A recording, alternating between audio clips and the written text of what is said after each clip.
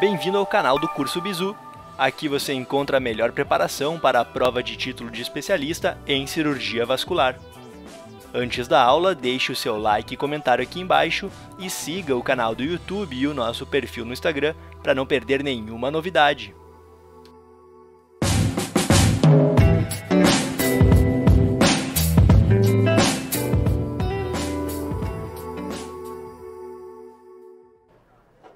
Então vamos ver agora crânio caudal. Vamos fazer os exames, né?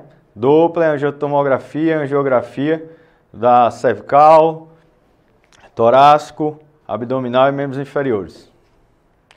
Então, o Doppler, né? O exame das carótidas, ele vai ser o primeiro exame principalmente o cardiologista, nós vasculares também devemos pedir para avaliar a existência de placa. Então você vai ver aquele paciente com fator de risco para aterosclerose, você vai solicitar o exame, tá? No exame do Doppler, você vai começar, o paciente ele tem que estar bem posicionado, isso já vai ajudar a você a começar a fazer seu exame. Então tem algumas pessoas que botam até um travesseiro, mas o importante é que você peça para o paciente virar para o lado contrário do que você for examinar, tá? Você vai usar na maioria das vezes um transdutor linear de alta frequência, certo? E aí você vai fazer uma varredura. Geralmente eu pego, coloco no modo B, faço a varredura, já vejo estruturas da carótida comum, se tem alguma placa, vejo a bifurcação, se tem alguma placa também, como é a bifurcação, a altura da minha bifurcação. Só nessa primeira varredura você já consegue ter uma noção de como vai ser o exame, certo? Então, para avaliar a espessura média intimal, o que é que você vai fazer? Você vai colocar o transdutor aqui, vai achar a bifurcação, achou a bifurcação, você vai botar no modo longitudinal, tá? Com o seu transdutor linear. A profundidade não pode ser muito menor do que, tem que ficar entre 30 e 40, não usar harmônico, não pode utilizar o zoom, certo? O foco único, e aí a gente vai medir na parede posterior, certo? Medidas a extensão 1 centímetro da bifurcação. Ah, André, por que não pode ser bem justo ao bulbo? Porque no bulbo já tem um espessamento natural, tá? Então, para não fazer uma medida errada, você tem que fazer 1 centímetro da bifurcação, certo? Existem softwares hoje que conseguem fazer 200, 300 medidas em coisas de menos de um segundo. Então, se você tiver esse software, vai ajudar muito a sua vida, tá? E uma coisa que caiu na minha prova de título de Doppler foi que você tem que fazer a análise no final da diástole, tá? Então, isso aqui já foi questão de prova. Então, se já está no banco de dados, pode cair também na prova vascular. Como aqui, ó, a avaliação da espessura média intimal das carótidas pode ser incluída na reclassificação de risco cardiovascular. Qual o momento ideal do ciclo cardíaco para a medida? Então, lá, final da diástole. Tudo bem? Letra D.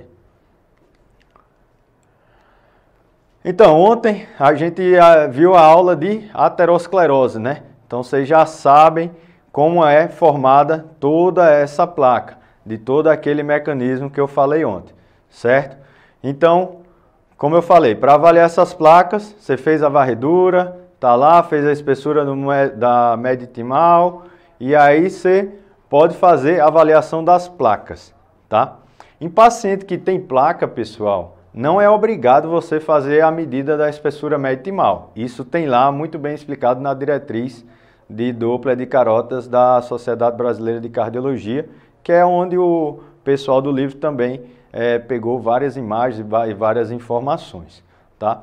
Então, você encontrou uma placa, beleza. As placas, elas foram classificadas de 1 a 5, tá? A placa número 1, ela vai do mais escuro, que é a hipoecóica, tá? Até uma placa tipo 5 calcificada. Então, eu gosto de pensar assim, porque o que é que eu vejo? A tipo 1 é aquela toda pretinha que parece da coloração do sangue, tá? Então ela é homogênea.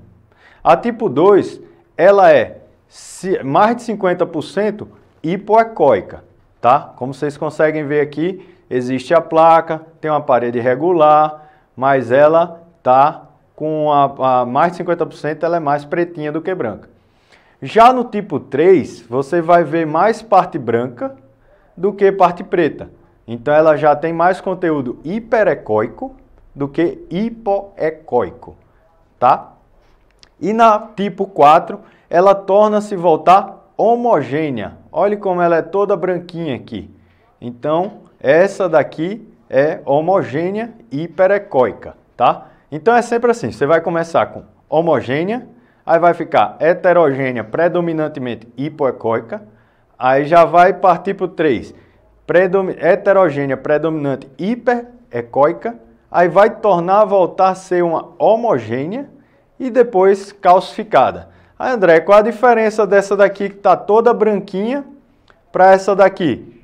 O que é que a gente vai ver? Sombra acústica posterior, tá? Então, no paciente que tem uma lesão calcificada, vai existir uma sombra acústica posterior. Essa palavrinha é mágica, geralmente está lá numa alternativa da sua questão, e você, se pedir calcificação, é sinônimo de sombra acústica posterior para o nosso exame, certo? E aqui ele coloca, ó, a escala de eventos neurológicos, né, o fator de risco. Então, do menor para o maior, tá? Então, o verdinho, ele vai embolizar menos e, à medida que vai ficando vermelho, vai embolizar mais, certo? Então, para classificar as placas, não basta dizer se é hiperecóico, você tem que avaliar um conjunto, tá? Então, você vai dizer se é hiporecóico, né, que é escura, alto teor lipídico, tá? Que é a ecogenicidade próxima ao sangue. A hiperecóica é a cor clara, sem sombra acústica, tá? E associado a um material fibroso. E a calcificada, que é a placa ecogênica, né, associada à sombra acústica posterior. Você vai falar também sobre a estrutura da placa, tá? Ela pode ser homogênea, como a gente viu naquele caso do tipo 1, tá? Ou pode ser heterogênea, que é no caso do tipo 2 e do tipo 3, tá? O tipo 4 já começa a ser homogêneo de novo. E a gente também pode falar sobre a superfície. Ela pode ser uma superfície regular, uma parede lisa, tá? Ou pode ser uma parede irregular. Ou até pode ser uma parede ulcerada, uma placa ulcerada, quando tem um calibre maior do que 2 milímetros.